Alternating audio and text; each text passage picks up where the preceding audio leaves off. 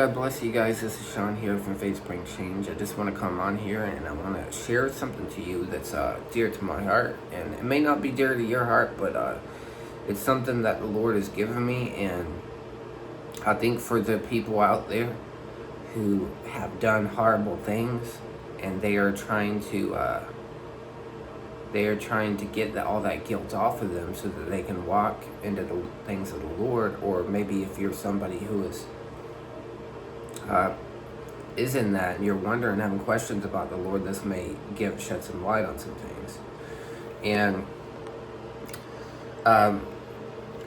there is basically, we have stories in the Bible, guys. We have stories like Paul, who once was a murderer and he was killing Christians, and he was a Pharisee, and he was zealous in the law. He was a Roman, and he was, and a Jew, and he was killing Christians and putting them to death. And he really thought he was doing the work of God. He thought he was doing a service to the Lord. But on the Damascus road, the Lord struck him down, and he was blind without sight for 3 days.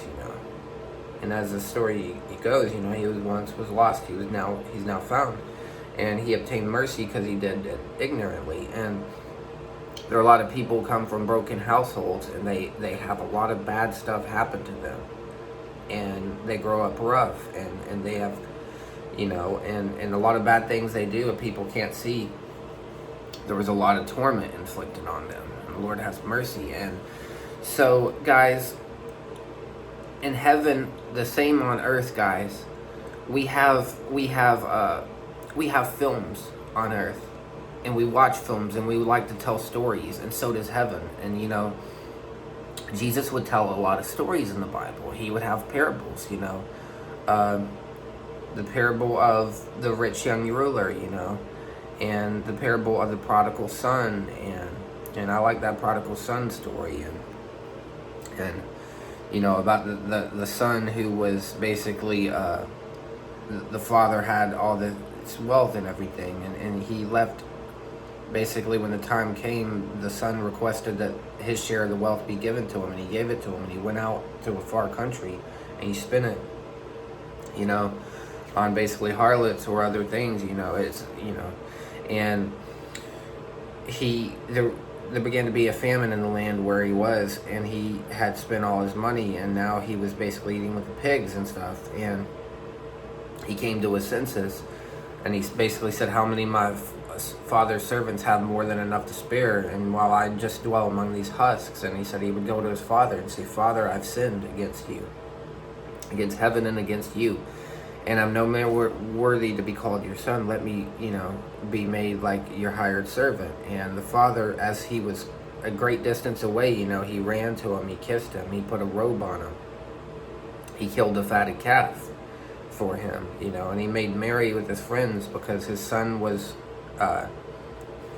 dead, is now alive. He was lost and was now found. And that's where that great Amazing Grace song comes in. And we know the story about the brother who was jealous of that. He said, you didn't ever, I was in your house all this time, I was faithful to you. You never slayed the fat calf for me. You didn't put on the best robe on me, and sandals on my feet and a ring on my finger. And the father said, son, you've been with me all this time. All I have is yours. But this son, your brother, was lost, and he's now found, Therefore, it was needful to make merry, and so there's this prodigal son story, and this kind of Saul story. And God gave me this character because heaven likes to tell stories just like on earth. And he told me that on earth, a lot of these movies are distractions. Some of them have quite idolatrous themes, but the Lord has stripped that from that. And Jesus and angels, he gave me the insight of this character, Cletus Cassidy. And this character, Cletus Cassidy, if you ever heard in the Spider-Man story, he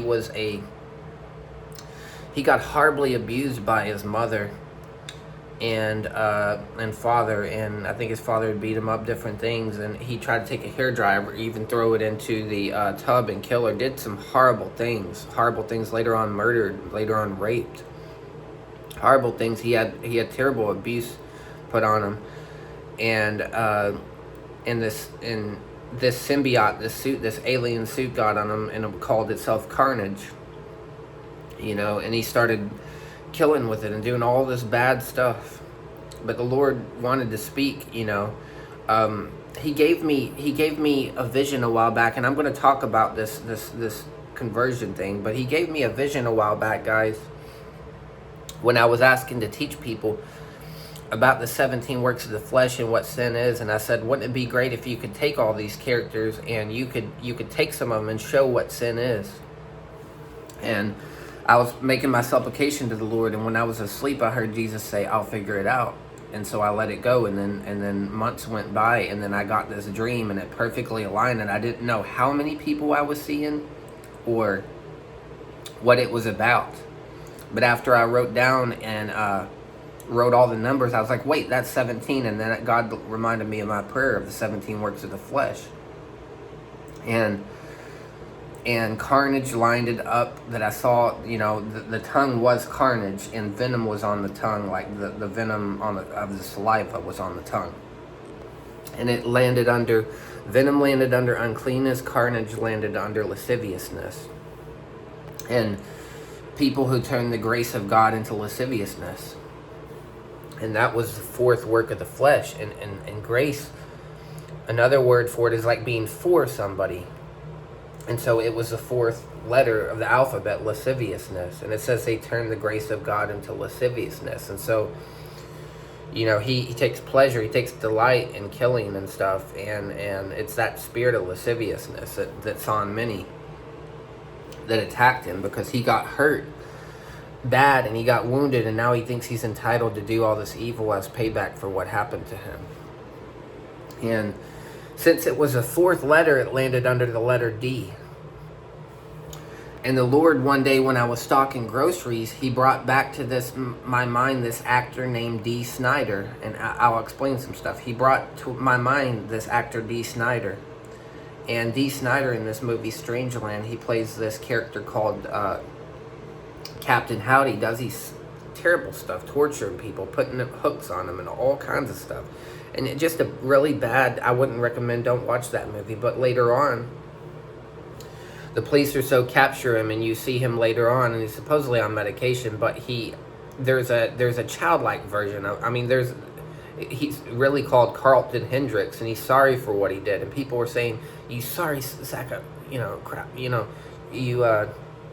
son of a, because the word bitch means female dog. It's not a bad word, but you can turn it into something bad.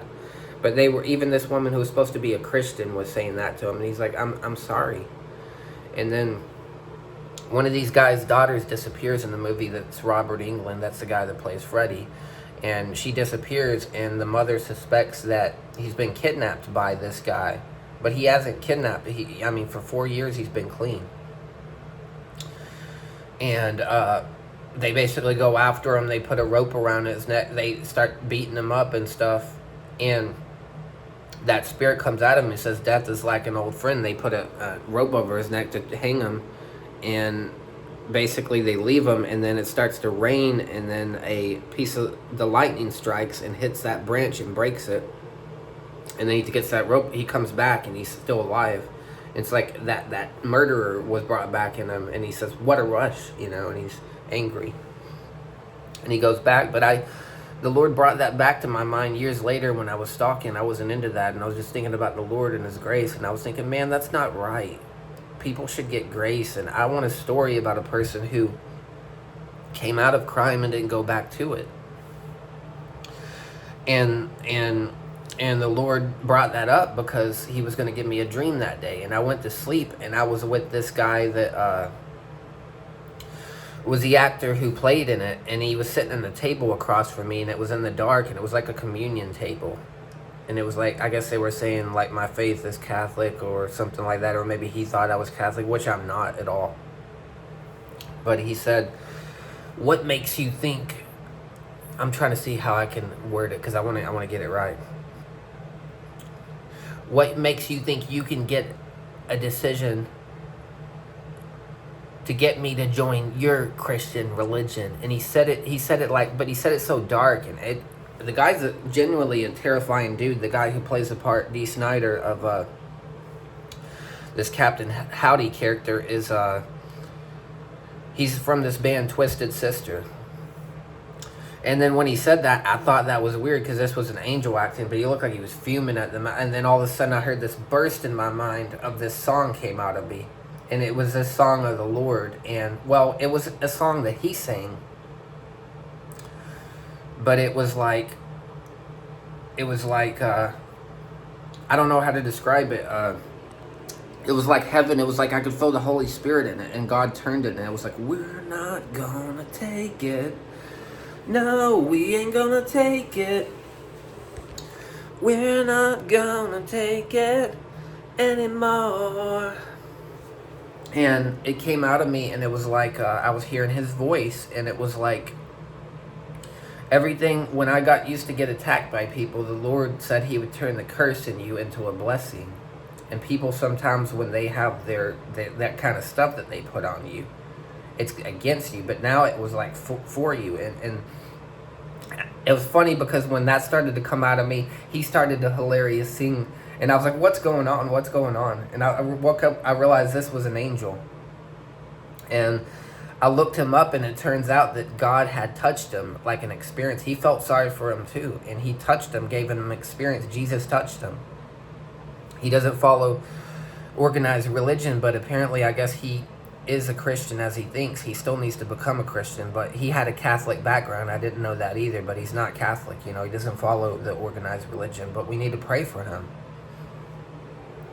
because God has a role for him in heaven, and this Cletus Cassidy. And I'll explain.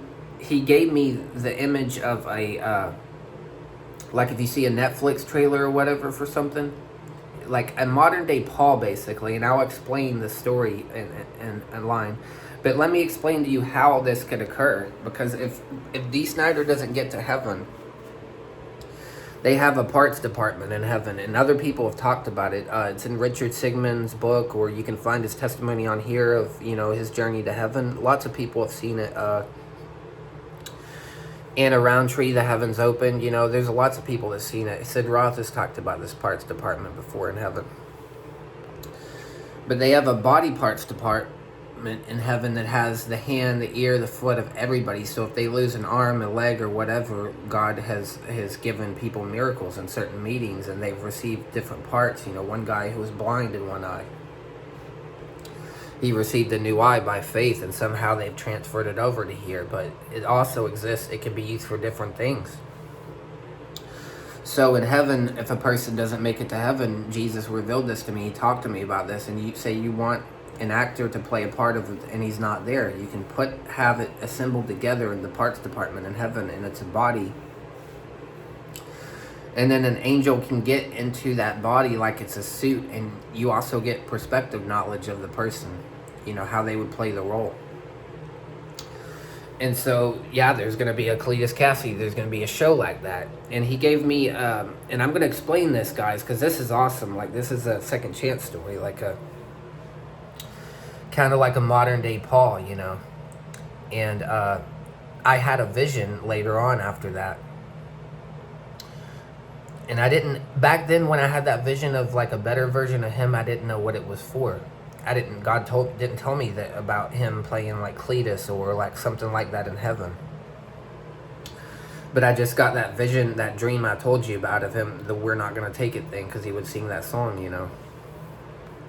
And in this dream, this day was crazy. I was getting trolled into like this weird church, and somebody was bothering me.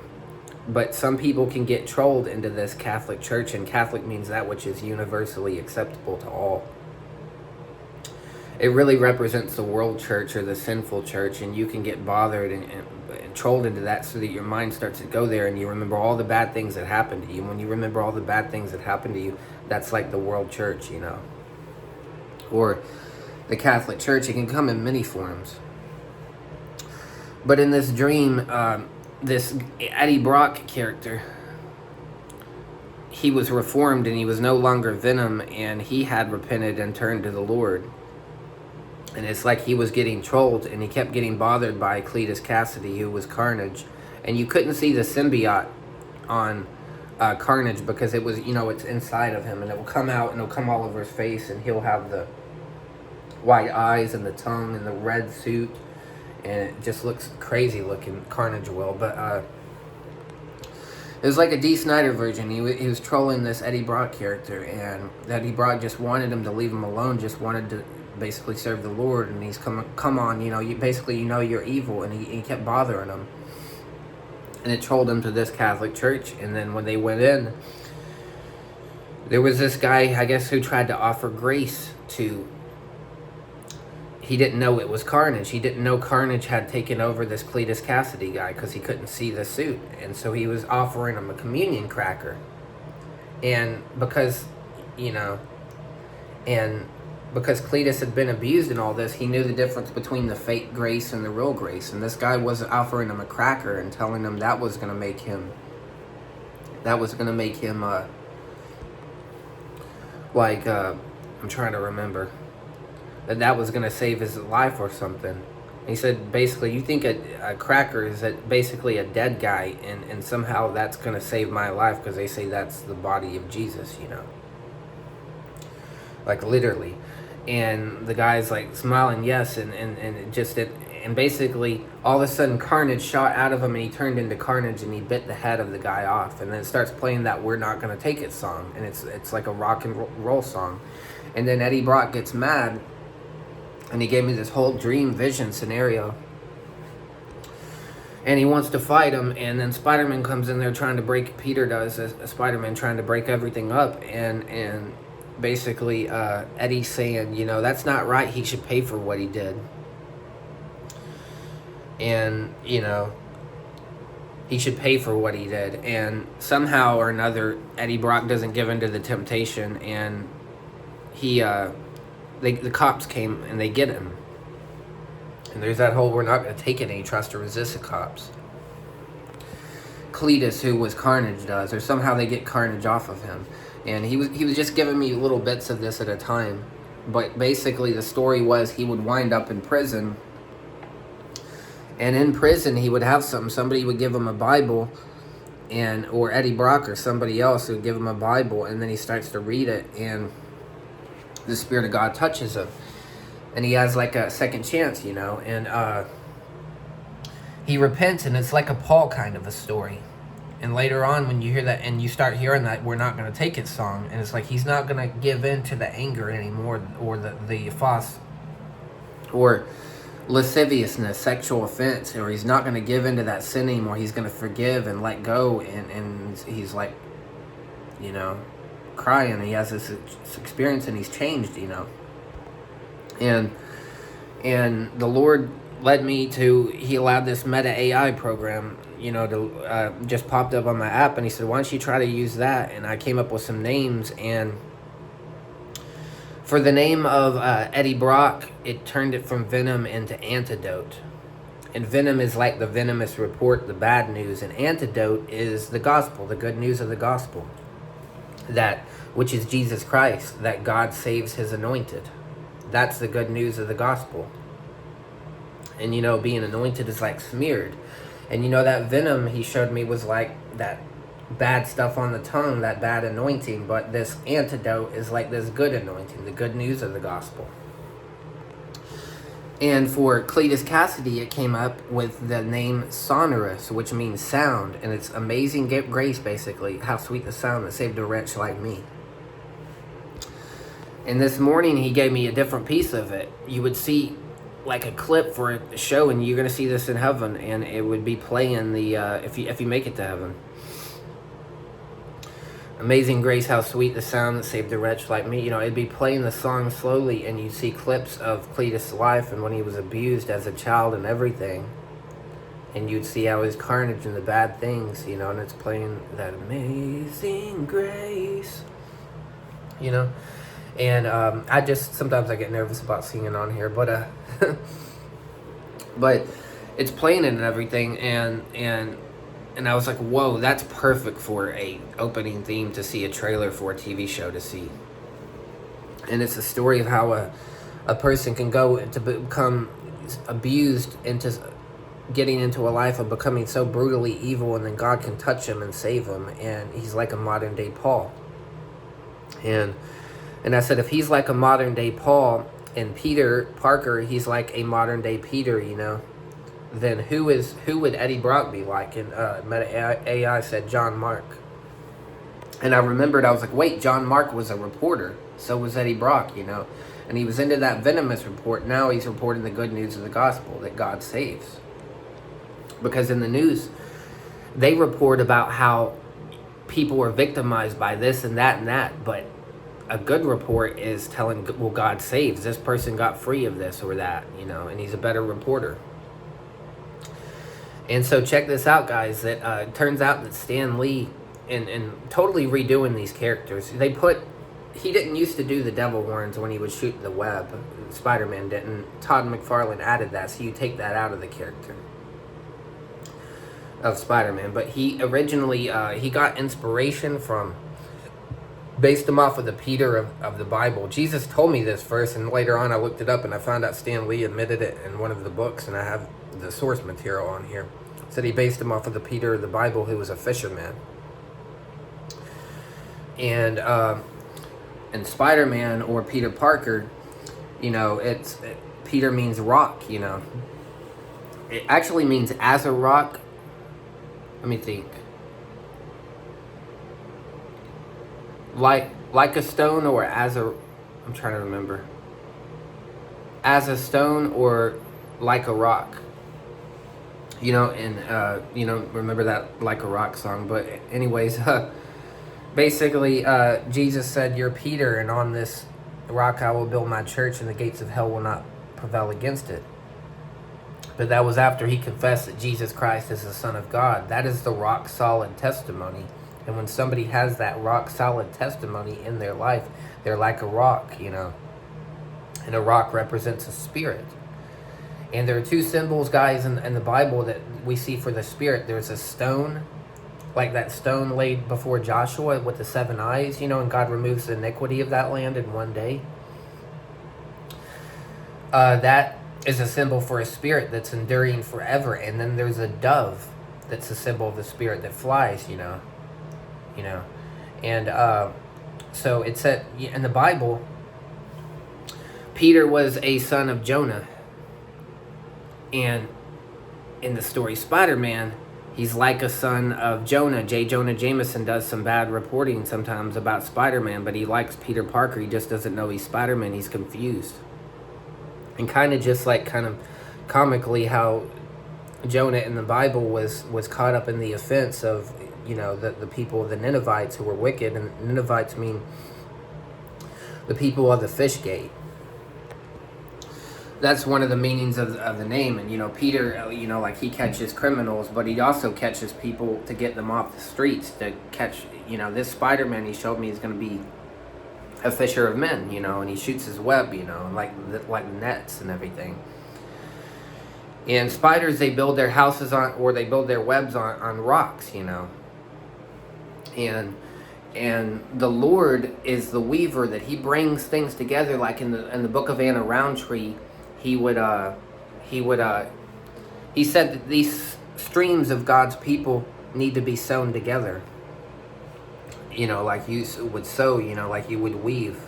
And there's work on the temple of God where they would do weaving and different things. And so it's this whole Spider-Man, like bringing everything together, building your house on the rock, weaving the people together, bringing them together. And so Peter is the confession that, or he represents that spirit of confession that confesses that Jesus Christ is the Son of God. That God saves as anointed. That's what Jesus Christ means. And Eddie Brock antidote is the good news of the gospel. That's the second confirmation of it. The good news of the gospel. You know, as antidote. You know, it's a cure for that venomous reporting where they say God doesn't save. But, you know, we're a victim of racism, or we're a victim of this, we're a victim of that. And the antidote is the good news of the gospel. And then the third is the sound. Amazing grace, how sweet the sound, and that's sonorous. So instead of Carnage, this Cletus Cassidy becomes this sonorous character. He gets a suit, and it's like these three of them together, and confessing the Father, the Son, and the Spirit of God. And it's like this cornerstone. And you've seen in the Bible this whole idea of this stone, or this capstone. And I know the people see the enemy having the pyramid, but there was this one guy, Roland Buck. You can listen to his testimony in heaven, and God claimed ownership over the pyramid, and he said that how everything that he would create, a basic building block for it, was the number 3. And a cord of 3 strands is not easily broken. So Peter Parker, Cletus Cassidy, and Eddie Brock, he gave me a witness that it represented, a 3-cord strand, that Jesus Christ is the Son of God in the case of Peter, and in the case of Eddie Brock, that's antidote. That this is the antidote. This is the cure to all the problems. Is that knowing that Jesus Christ, that God saves His anointed. That's the cure to everything. And sonorous, amazing grace, how sweet the sound. And when I saw Carnage as the 4th part, I looked up Cletus Cassidy, and Carnage was the tongue. When I did see that in hell, I looked up Cletus Cassidy. It means to invoke or call up, and that's exactly what the tongue is. It means language. And now we're invoking the word amazing grace, how sweet the sound. In the past, he would do so much carnage because he was into all the stories, the venomous reporting about how bad his life was. Now he starts to confess, amazing grace, how sweet the sound, saved a wretch like me. I once was lost, now I'm found, was blind, but now I see. And that's the Paul story, who was blind 3 days. He was lost, now he's found. And Peter, one of the inspirations, they said they were inspired by Peter Pan, but Peter Pan was a lost boy, and we were lost. There were God's lost children, His lost boys and girls, from different backgrounds. And Eddie Brock was a lost boy, and this character, and Cletus Cassidy was a lost boy and abused, and now they are found. And he gave me different stuff, He brought up Edward Furlong to me one time, as even if he didn't get to heaven, they have a parts department in heaven. They can put bodies together, and if he doesn't make it to heaven, then you got Edward Furlong there. And furlong is a measurement that we translate it into the word furlong in English in the Bible and different things. But Edward Brock, and I believe Edward means champion or protector or something like that, or watcher or watchman, and Brock means badger. And in the past, he would get badgered, he would get bothered, he would get bugged by Spider-Man, because how Eddie Brock became Venom is he was a Catholic, and he's not going to be Catholic like later on, but he was a Catholic, and he was doing reporting. And he was trying to catch this Sin Eater character, where he thought this guy named the Sin Eater did all this bad stuff, and it turned out it was someone else. And Spider-Man leaked that, and he got so mad, and he was full of anger that venomous reporting got on him, and that venom got on him and made him subject to that alien spirit venom that got on him and turned him into Venom. And so there is basically, he gave me this story where Peter would apologize to him, and try to befriend him, and somehow it would get him free of this Venom character, this Venom business. And he would tell a new story, the spider's not bad, the spider was a creature God created on the 6th day. It was a creeping thing, and it says it was all good. It wasn't used to represent the occult originally. Everything God made was used to represent something good. And Jesus had appeared to me in dreams, and this one having to do with, I saw this Rosemary Harris actress that played Aunt May, and Jesus was in the dream with acknowledging this and giving me this work, and he was in a blue robe, and a light blue colored robe, but he was in a trailer, and You know, there's like a wagon, you know, and getting on this wagon, or this, basically this story that God wants to do, that God saves his anointed, you know. That's named Peter, that rock solid confession that God saves his anointed. And that's the antidote, the good news of the gospel. And that's the sound, Amazing Grace, how sweet the sound. And these are these three confirmations. And so these three guys, Spider-Man, Sonorous, who used to be Carnage, you know, Cletus, and then Antidote. Those are the three chord strand that isn't easily broken. And in heaven, it will be the testimony that God saves his anointed, you know.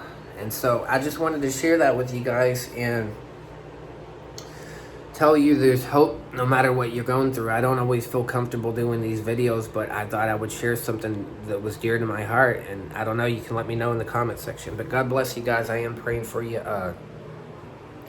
In spite of all the enemy, the evil one did to try to make symbols of idolatry and different things, and in heaven, he gave me other dreams, and these are not going to be symbols of idolatry to be worshipped or anything like that. But it's going to build a point to the story of Jesus and everything he's done. But I love you guys. I'm praying for you. And until next time, shalom.